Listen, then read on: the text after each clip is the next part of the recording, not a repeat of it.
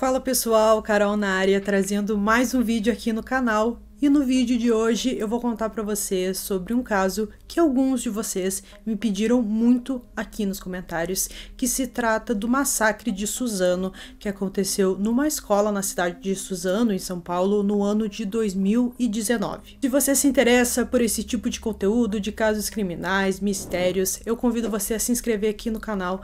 Deixa o like logo no início do vídeo para não esquecer, ativa o sininho de notificações e aproveita e me segue lá no Instagram do Horror em Dobro. Então bora vem comigo que hoje nós vamos conhecer o caso, o massacre de Suzano.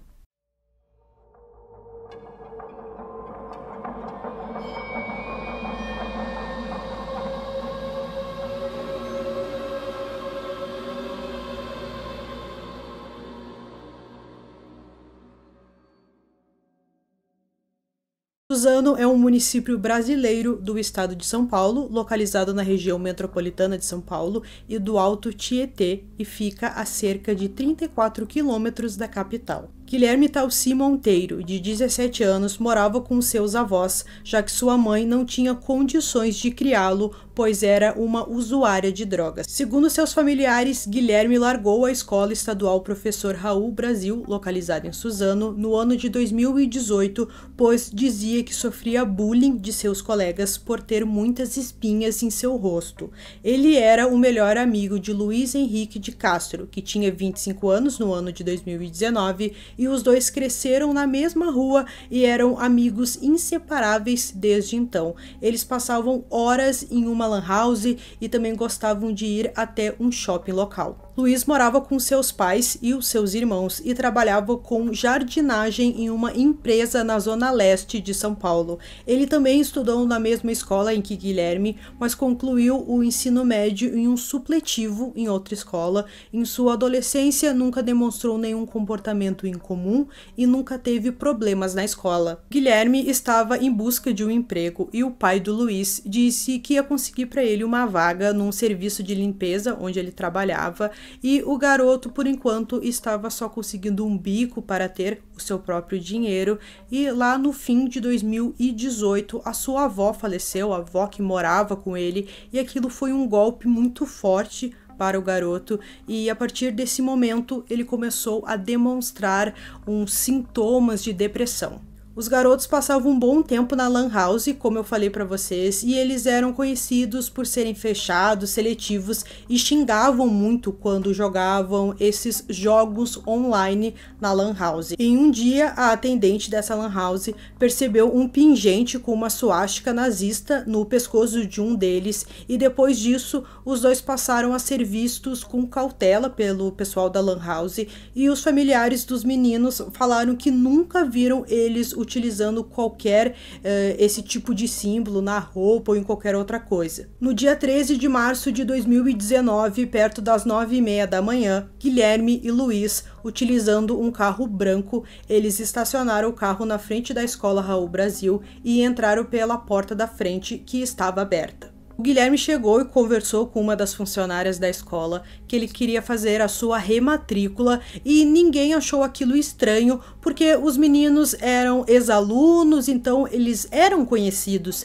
pelos funcionários e tal, e a liberação para eles entrarem na escola não foi difícil, ele apenas falou da rematrícula, só que os funcionários não faziam ideia do que os dois garotos tinham em mente. Já dentro do prédio, eles estavam encapuzados com coturnos táticos e balaclavas de caveira. Eles entraram no prédio já efetuando disparos que naquele momento os alunos estavam no intervalo. Em alguns disparos, eles atingiram a coordenadora pedagógica da escola, uma outra funcionária, e foram até o pátio da escola, onde atingiram diversos alunos que estavam no intervalo. De início, muitos alunos e professores que estavam em outras salas de aula não entendiam o que estava acontecendo. Eles ouviram os barulhos e acreditavam que era alguém soltando bombinha, alguma coisa do tipo, mas depois que eles entenderam que havia 2 atiradores dentro da escola, todo mundo ficou muito desesperado.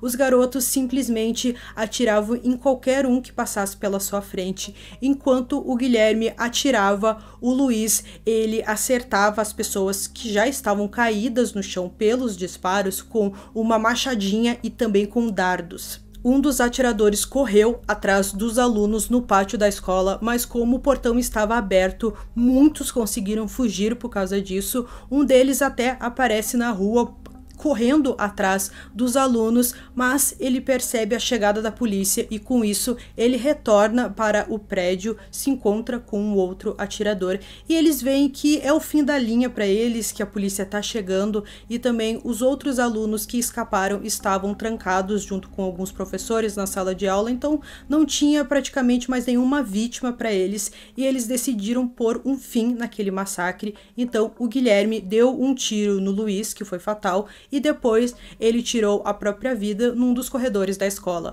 O massacre durou em média 20 minutos. A instituição foi isolada pela polícia, que encontrou um revólver de calibre 38, dispositivos plásticos para o recarregamento rápido das armas, uma besta, um arco e flecha tradicional, garrafas que aparentavam ser coquetéis Molotov, uma machadinha e também uma mala com fios que levou o acionamento do esquadrão antibombas.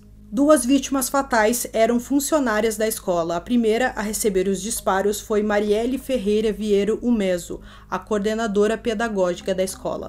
A outra era Eliane Regina de Oliveira Xavier, que era uma inspetora. 5 alunos do ensino médio foram mortos, sendo que 4 morreram ainda dentro da escola e um foi levado para o hospital, mas não resistiu aos ferimentos. Ao todo, 7 pessoas morreram e 11 ficaram feridas, que foram levadas para hospitais próximos, isso sem contar os 2 atiradores. A polícia descobriu também que alguns minutos antes do massacre na escola, Guilherme e Luiz Henrique foram até a revendedora do tio de Guilherme, chamado Jorge Antônio de Moraes, de 51 anos, e atiraram nele. O homem foi levado ao hospital, mas não resistiu aos ferimentos, morrendo horas depois. Na verdade, esse foi o primeiro chamado que a polícia recebeu. Eles foram até essa revenda para ver o que acontecia e desde lá eles escutaram alguns tiros e também muitos gritos de crianças e eles se dirigiram até a escola. A revenda não ficava muito longe, então por isso que os policiais ouviram os gritos e tudo,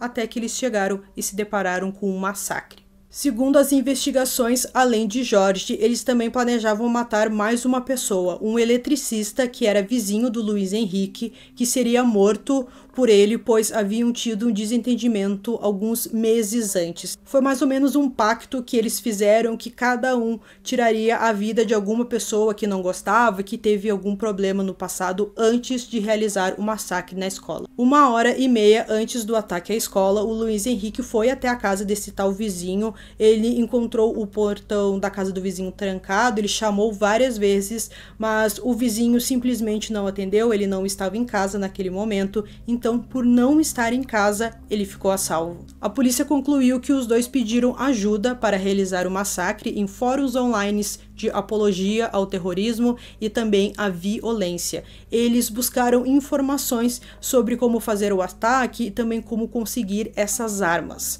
O Luiz Henrique postou um agradecimento dizendo "partiremos como heróis" e também escreveu agradecendo como seria para o seu mentor. "Depois estaremos diante de Deus com nossas 7 virgens". E essa foi uma das últimas postagens de Luiz. Uma das motivações do massacre foi por causa do bullying que o Guilherme sofreu. Isso na verdade é uma motivação muito comum de vários casos que a gente conhece de massacres realizados em escolas.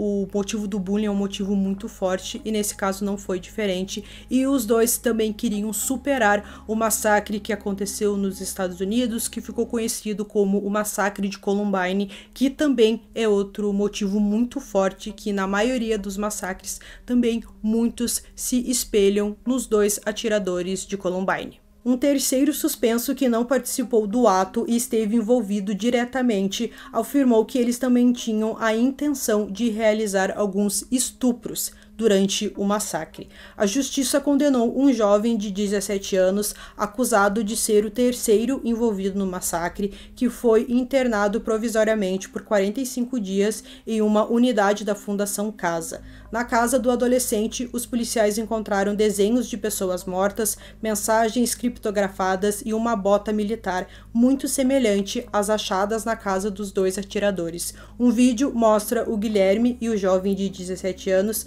que eles foram em um estande de tiros e treinaram disparos com umas armas de airsoft e também arco e flechas, 5 dias antes do ataque. Segundo a Polícia Civil, o adolescente teria participado da compra do machado utilizado na hora do massacre e, após a apreensão do jovem, a delegacia de Suzano considerou que ele foi o autor intelectual do ataque à escola ao lado do Guilherme, embora assim não soubesse o que teria provocado a saída dele do massacre, do porquê que ele desistiu e ele não estava presente naquela manhã. Os detalhes do processo correm em segredo de justiça.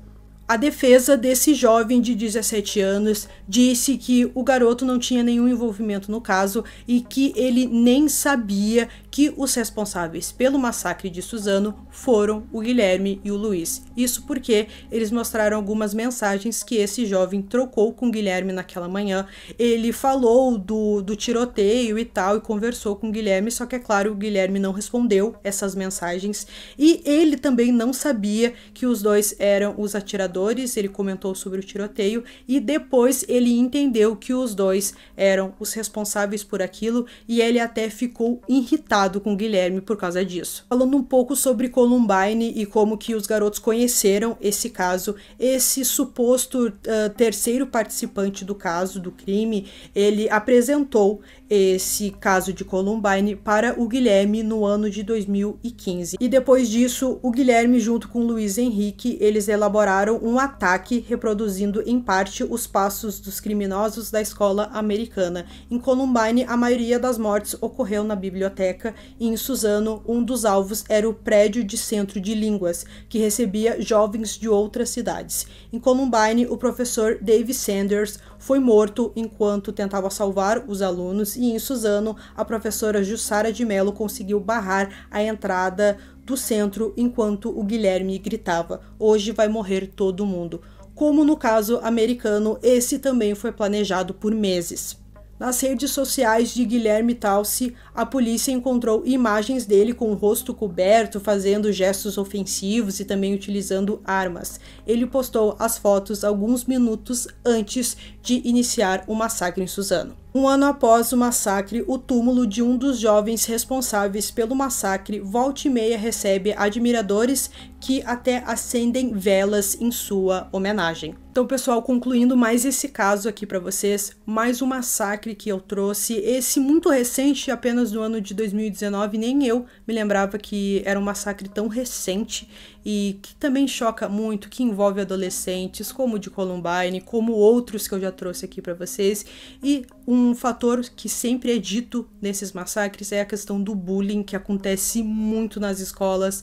São pessoas que sofrem muito com isso e acabam, alguns, né, tendo esse tipo de comportamento. E também sobre Columbine, que é um dos massacres assim mais conhecidos que tem. Acho que quando a gente pensa no massacre, logo vem na nossa cabeça o de Columbine, e é assim também para esses atiradores, sempre vem na cabeça de todo mundo e eles querem sempre superar, ter um número de vítimas maior do que o de Columbine. Quem tiver de dica algum caso que queira que eu comente, deixa aqui nos comentários que em breve eu faço um vídeo aqui para vocês. Então eu espero que vocês tenham gostado desse vídeo. Esse foi mais um vídeo aqui no canal. Durmam bem e até o próximo.